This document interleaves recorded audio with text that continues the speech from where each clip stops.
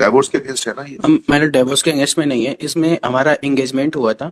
अब विवाह नहीं हुआ था, उसको विवाह नहीं हुआ है ऐसी घोषणा के लिए एप्लीकेशन बुक किया था व्यवहार न्यायाधीश के पास, तो उन्होंने हमारा वाद रिटर्न कर दिया कि वो फैमिली कोर्ट को सेक्शन 7 में है।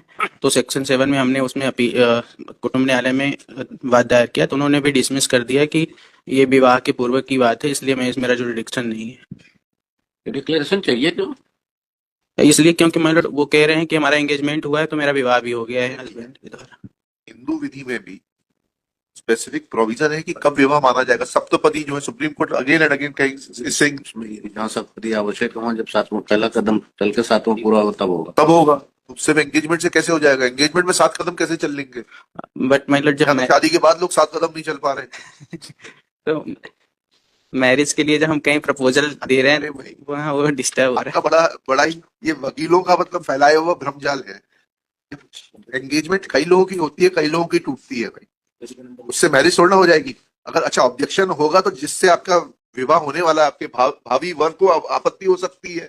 ये है। तो बड़ी तो उन्होंने कहा आप उलझा रहे, पक्षकार को उलझा रहे, कुछ नहीं होना।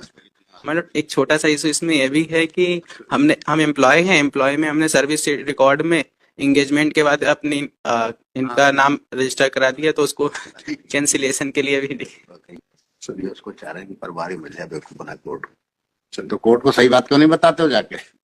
हम आप कोर्ट को सोच रहे हो गच्चा मिल जाए, 498 भी न बने, 125 भी न बने और डिक्लेयर भी हो जाए, ऐसा नहीं होता हमने उसमें लिखा है मेरा जो दावा की भाई।